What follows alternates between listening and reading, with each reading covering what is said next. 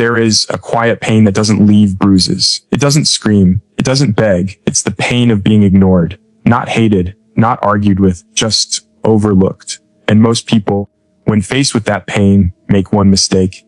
They try to prove their worth. They talk louder. They explain more. They give extra effort. But today, I want to tell you something different. Something that can change how you see yourself forever.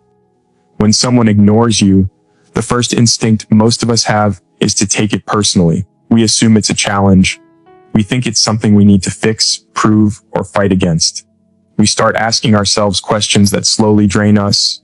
What did I do wrong? Should I explain myself better? Maybe if I try harder, they'll see me. And without realizing it, we turn silence into a test of our worth. But ignoring is not a challenge. It's information.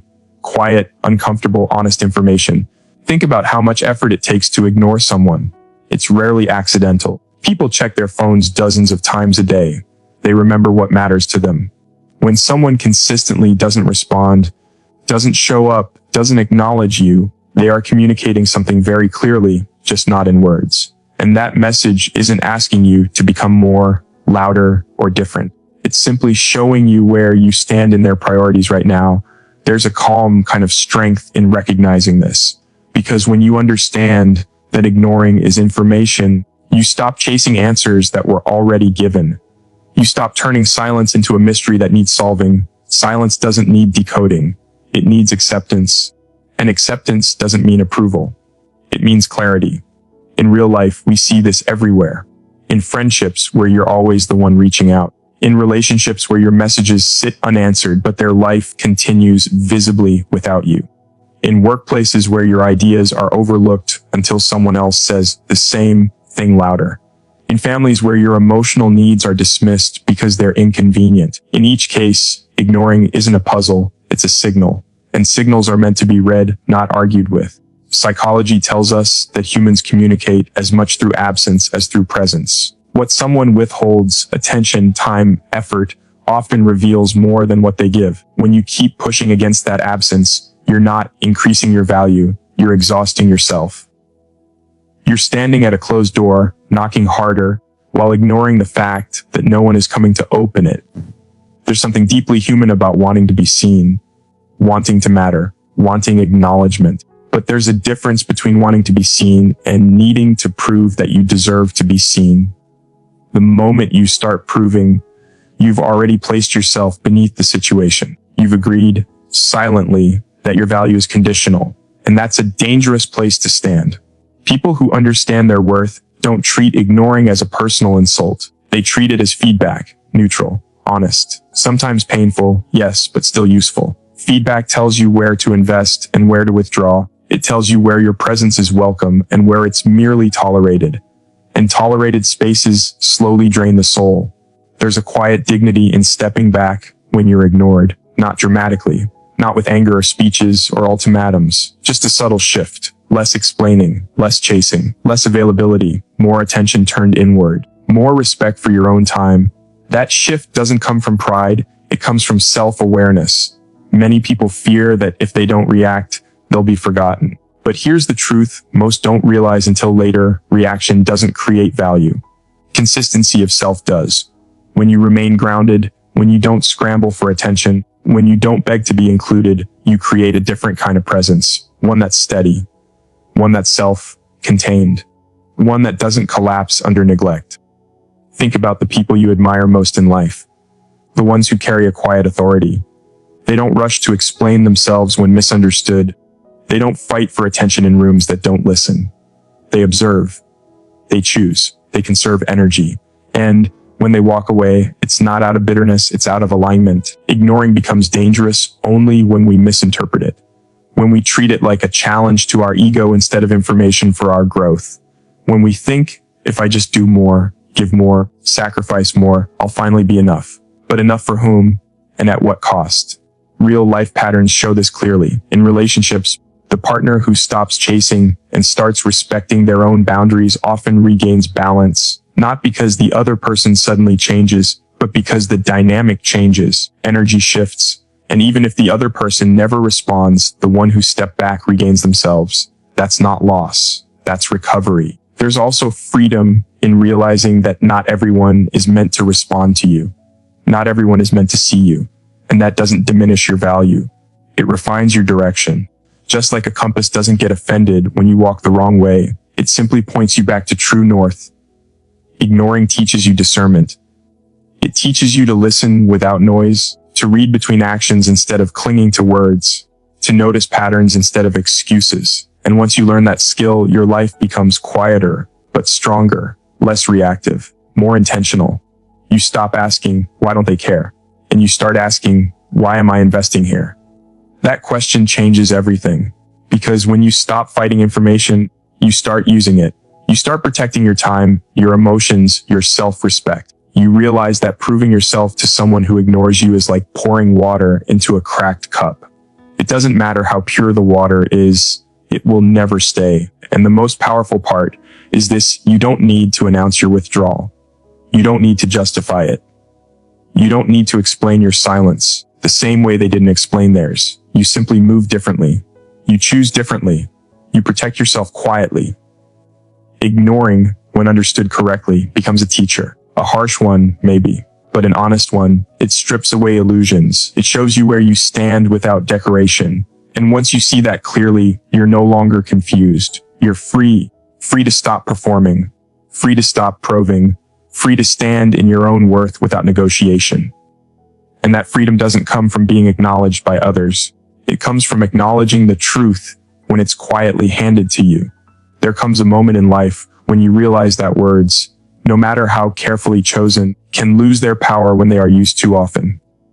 At first, explaining feels like the right thing to do. It feels mature, responsible. You want to be understood, so you open yourself up. You clarify, you justify, you give context, you share your intentions. You believe that if people truly see your heart, they will respect it. But slowly, quietly, something shifts. The more you explain, the less you are heard. And even more painfully, the less you are respected. Most of us are taught that communication fixes everything. That if there is distance, we should talk. If there is misunderstanding, we should explain. And in healthy spaces, that's true. But when respect is missing, explanations don't build bridges. They become invitations for dismissal. Because explanation, when it's forced, often comes from a place of fear, the fear of being misunderstood, rejected, or abandoned. When someone respects you, they don't require endless clarification. They listen the first time. They ask thoughtful questions. They consider your perspective even when they disagree. But when respect isn't there, explanations turn into background noise. The words get longer, but the attention gets shorter. You find yourself repeating the same truth in different ways, hoping one version will finally land. And that repetition slowly chips away at your confidence. There's something subtle but important happening in those moments. When you over-explain, you unintentionally send a message: my position needs validation.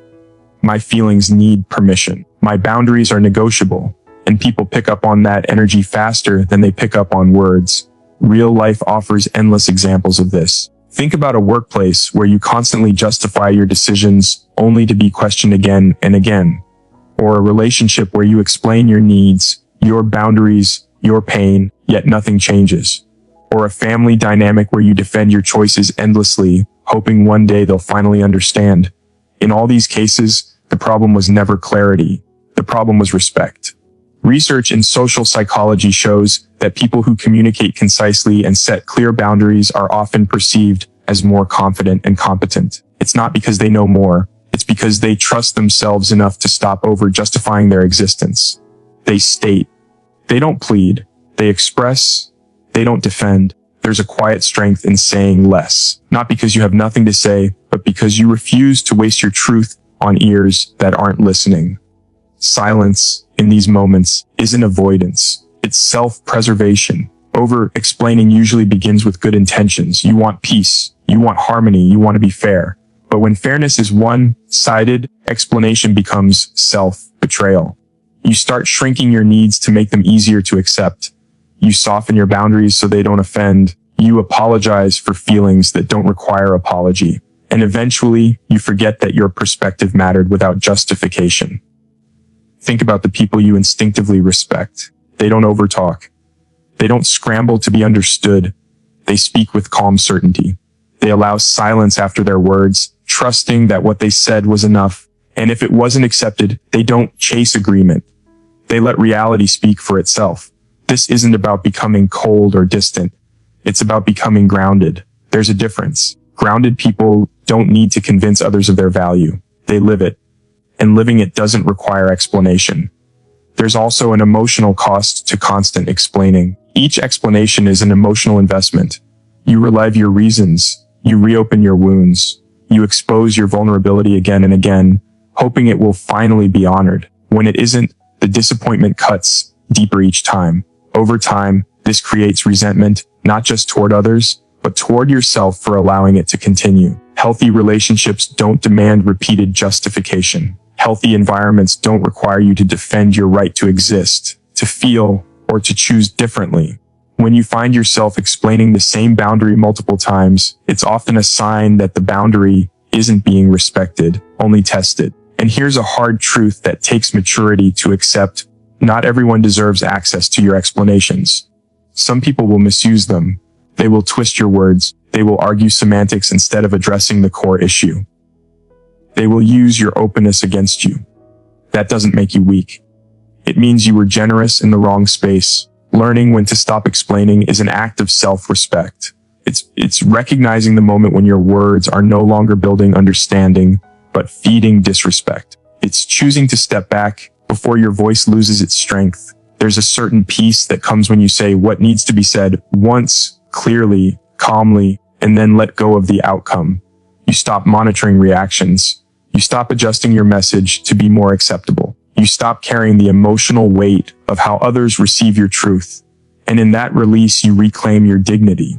In real life, this shift often feels uncomfortable at first. Silence feels risky. You worry you'll be misunderstood. You worry you'll seem distant or uncaring. But over time, you notice something powerful. People either rise to meet your clarity or they fall away. And both outcomes serve you. Those who respect you will listen more carefully. They'll ask questions instead of assumptions. They'll engage instead of dismiss. And those who relied on your explanations to maintain control or avoid accountability will lose interest. Not because you changed, but because you stopped carrying the conversation alone. Explaining less doesn't mean caring less. It means trusting more, trusting yourself, trusting your boundaries, trusting that your worth isn't dependent on being fully understood by everyone. Some people will never understand you, no matter how carefully you explain. And that's not your failure. That's their limitation. There's a quiet confidence in knowing when to speak and when to stop, in understanding that your truth doesn't need constant reinforcement, in allowing your actions, your consistency, and your boundaries to do the talking. The more you explain, the more you invite debate. The more you invite debate, the more you risk dilution of your truth. But when you speak simply and stand by it, you create a presence that doesn't need defending. And that presence, calm, clear, unshaken, is where real respect begins. There's a moment most people don't notice when it happens. It doesn't arrive loudly or announce itself. It slips in quietly, disguised as effort, as care, as loyalty. It's the moment you start chasing attention. You tell yourself you're just trying harder, being patient, showing up more. But beneath that effort, something else is being taught. Not to you, but to the other person. Every time you chase attention, you train others to undervalue you. At first, chasing feels harmless. You send the extra message. You check in again. You adjust your schedule. You make yourself more available than you should be. You think love, friendship, or respect grows through persistence. And sometimes in healthy spaces, consistency does matter. But there's a line between consistency and chasing, and that line is crossed the moment your effort is not matched. Human behavior responds to patterns. What comes easily is often taken lightly. What is always available is rarely cherished. This isn't cruelty, it's conditioning. When you repeatedly show someone that your time, energy, and presence come without boundaries, you quietly remove the need for them to value it. You're not teaching them how important you are. You're teaching them how much they can take without giving. Think about everyday life. A phone that's always there, always charged, always ready, eventually becomes invisible. But the moment it's missing, its value is felt. People don't notice what's constant until it's gone. The same rule applies to attention. Chasing attention also shifts the balance of power. Not in a dramatic way, but in subtle, emotional ways. The one who chases starts waiting, waiting for replies, waiting for validation, waiting for acknowledgement. And the one being chased learns, unconsciously, that they don't have to hurry, they don't have to show up fully. They can engage when it's convenient. Over time, this imbalance turns into expectation, and expectations, when left unchecked, harden into entitlement. You begin to shrink without realizing it. You word your messages more carefully. You lower your standards so you don't seem too much. You accept crumbs because you're afraid of losing the table, and each compromise teaches the other person that your needs are flexible, negotiable, optional. The painful part is that this doesn't happen because you lack value. It happens because you give value without protection, and value without boundaries is often mistaken for desperation, even when it comes from a place of sincerity. Psychologists talk about reinforcement. When a behavior is rewarded without effort, it becomes habitual. If someone receives your attention, whether they reciprocate or not, they have no reason to change. Not because they're bad people, but because humans respond to what works. Chasing teaches them that minimal effort still gets maximum access to you. This is why people often feel most respected only after they stop chasing. Not because they play games, but because they restore balance. They stop over-giving. They stop filling silences that were never theirs to fill. They allow space to exist, and in that space, something shifts. Chasing attention also pulls you away from yourself. Your focus drifts outward. You start measuring your worth by responses, reactions, engagement. Your mood rises and falls with someone else's availability. That's a heavy way to live. It puts your sense of self in someone else's hands. There's a quieter, stronger alternative. Presence without pursuit. Care without self-abandonment. You show up honestly, but you don't overextend. You express interest, but you don't chase interest that isn't returned.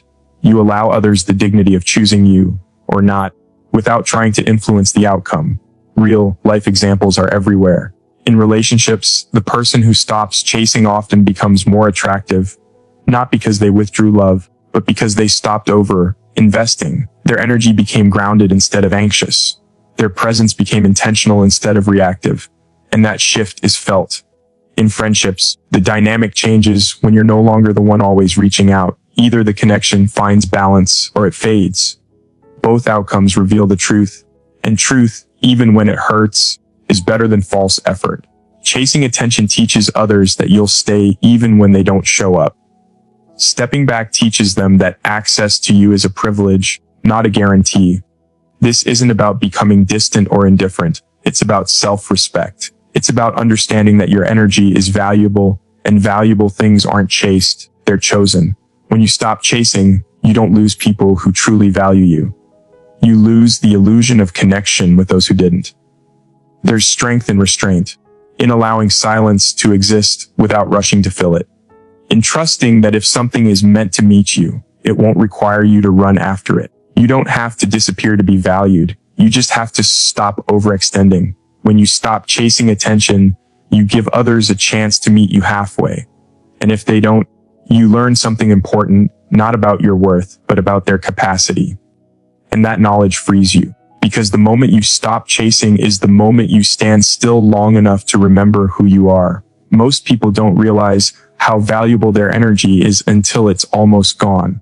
Not money, not time, energy. The quiet force behind every decision you make, every word you speak, every room you walk into.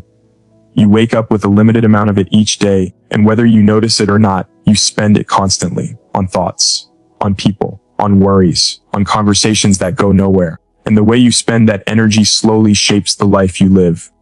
Energy isn't loud. It doesn't announce itself when it's draining away. It leaves in small pieces. A little when you explain yourself for the third time. A little when you stay in conversations that make you feel small. A little when you keep trying to fix situations you didn't break. By the end of the day, you're tired, not because you worked too hard, but because you spent your energy in places that didn't give anything back.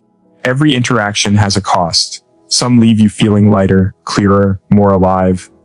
Others leave you heavy, confused, and tense. That's not random. That's information your body knows before your mind admits it.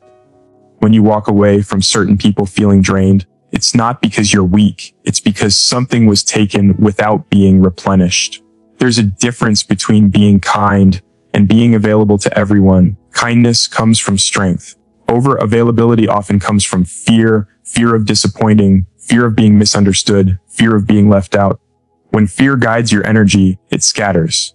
When awareness guides it, it focuses. Think about how often you give your attention to things you can't control, other people's moods, their opinions, their reactions. You replay conversations in your head, rewriting words that have already been spoken. You imagine outcomes that haven't happened. That mental loop consumes energy just as surely as physical effort does. And unlike physical work, it rarely produces anything useful. Real life teaches this lesson slowly. You don't learn it all at once. You learn it after nights where you sleep because you're thinking about someone who hasn't thought about you all day. You learn it after giving your best to a situation that barely notices. You learn it after feeling exhausted from trying to be everything for everyone. Energy is not infinite, and treating it like it is leads to burnout, resentment, and emptiness. People who protect their energy aren't selfish. They're sustainable. They understand that you can't pour from an empty place without losing yourself in the process. Look at the people who seem calm even under pressure. It's not that they have fewer problems. It's that they don't give their energy to every problem. They choose. They prioritize. They let some things pass without engagement, not because they don't care, but because they care enough to survive. Spending energy wisely means learning when to engage and when to step back. Not every comment needs a response. Not every conflict needs resolution. Not every misunderstanding needs correction. Some things resolve themselves when you stop feeding them. Silence, when chosen intentionally, is not avoidance, it's conservation. There's also energy tied to self-respect. Every time you ignore your own boundaries, you pay for it later. Every time you say yes when your body is saying no, you borrow energy from the future. And the debt always comes due. It shows up as fatigue, as irritability, as distance from yourself. In relationships, energy is often unevenly exchanged. One person gives, the other receives. When you give without awareness, you don't build connection, you build imbalance. Healthy relationships don't drain you. They challenge you sometimes, yes, but they don't leave you feeling empty. They don't require constant effort just to feel okay. The same is true in work, family, friendships. If something requires you to constantly push against your own limits just to exist within it, it's costing more than it's giving, and no amount of justification changes that reality. There's power in redirecting your energy inward, toward growth, toward healing, toward things that move you forward even when no one is watching. Exercise, learning, rest, creative work, time alone. These don't always get immediate applause, but they build a foundation that supports everything else. When you stop wasting energy on what doesn't choose you, you suddenly have more for what does. Your mind becomes clearer. Your reactions slow down. You stop feeling pulled in 100 directions. You become present, and presence is powerful. People often mistake constant engagement for importance, but importance comes from impact, not exhaustion. From showing up where it matters, not everywhere. When you're selective with your energy, your presence carries more weight. Your words land differently. Your silence is noticed. This isn't about cutting people off harshly or living in isolation. It's about awareness. About asking yourself again and again, is this worth my energy? Not in a cynical way, but in an honest one. Does this bring me closer to the person I'm trying to become, or does it pull me away? Life becomes simpler when you start protecting your energy. Not easier, but clearer. You stop trying to win every argument. You stop proving yourself in places that don't see you. You stop explaining yourself to people who've already decided not to understand. And in that simplicity, you find strength. A quiet strength. One that doesn't need constant validation. One that doesn't burn itself out for approval. One that knows energy is a resource, and resources, when respected, can sustain you for a long time. When you spend your energy wisely, you don't just survive, you last. Walking away is one of the hardest things a person can do. Not because it requires strength in the loud, dramatic sense, but because it demands quiet courage. The kind of courage that doesn't get applause.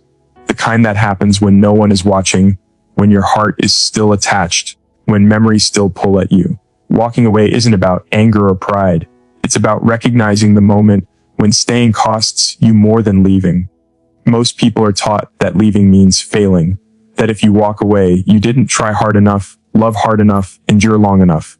So we stay. We stay in conversations that shrink us, relationships that drain us, environments that slowly erase who we are. We tell ourselves patience is strength and sacrifice is love, and sometimes that's true. But sometimes staying isn't loyalty, it's self-abandonment. Walking away becomes necessary when respect is no longer present. When your voice is ignored, your boundaries are tested, and your worth feels conditional. These moments don't arrive all at once. They appear quietly, in small ways. A message unanswered, a promise delayed, a feeling dismissed. Each moment alone feels manageable. Together, they form a pattern. And patterns tell the truth that words avoid. It takes time to admit that something you hoped for isn't going to become what you imagined. Hope can keep you stuck longer than pain. You remember the good days, the potential, the version of the person or situation you believed in. You convince yourself that if you just wait a little longer, things will return to how they were. But reality doesn't move backward to comfort us. It moves forward whether we're ready or not. Walking away doesn't mean you stop caring. It means you start caring about yourself. It means you acknowledge that love without respect isn't love, it's endurance. And endurance, when it's one-sided, slowly breaks you. There's a deep emotional weight that lifts when you finally step back. At first, it feels like loss. The absence is loud. The silence is heavy. You question yourself. You wonder if you overreacted, if you could have done more, if you gave up too soon. This doubt is natural. It's the echo of attachment, not evidence of a mistake. Over time, something shifts. You notice you can breathe again. You notice your thoughts aren't constantly circling the same pain. You notice you're no longer waiting for someone else's behavior to determine your mood. That's not loss. That's space. And space is where healing begins. In real life, people often don't realize the cost of staying until they leave. The constant tension. The emotional labor. The way you filtered your words to avoid conflict. The way you ignored your intuition to keep the peace. Walking away reveals how heavy that burden was because suddenly it's gone. There's also a quiet reclaiming that happens. You begin to trust yourself again. You realize that your discomfort was trying to protect you, not sabotage you. That inner voice you kept silencing becomes clearer. It stops whispering and starts speaking with certainty. Walking away doesn't always change the other person. Sometimes they never notice. Sometimes they never understand, and that can hurt. But understanding from others is not a requirement for self-respect. You don't need permission to choose yourself. Society often celebrates endurance, but rarely talks about the wisdom of leaving. Yet every person who has grown into themselves can point to a moment where they chose to walk away from something that no longer aligned with who they were becoming. That choice didn't weaken them, it refined them. There's a difference between quitting and choosing differently. Quitting is driven by fear. Walking away with self-respect is driven by clarity. It's saying, this no longer fits the life I'm building. It's an act of alignment, not escape. In relationships, walking away teaches you what you will and won't accept. It resets your standards. It reminds you that love should feel safe, not constantly uncertain. In work, it teaches you that your time and skills have value beyond one place. In life, it teaches you that you are allowed to evolve. The fear of loss keeps many people stuck. Loss of connection, loss of comfort, loss of identity. But what's often overlooked is the loss that happens when you stay too long. You lose confidence. You lose joy. You lose parts of yourself that don't come back easily. Walking away preserves what matters most: your dignity, your peace, your sense of self. These are not small things. They shape every future relationship and decision you make. It takes maturity to accept that not everything is meant to be fixed. Some things are meant to be left, not with bitterness, but with gratitude for what they taught you. Walking away doesn't erase the past. It honors it by refusing to repeat what hurt you. When you walk away with self-respect, you don't slam doors. You close them gently. You carry the lessons, not the wounds. You stop proving your worth and start protecting it. And in that choice, you don't lose who you were. You finally meet who you're becoming. If someone ignores you, don't shrink. Don't perform. Don't beg.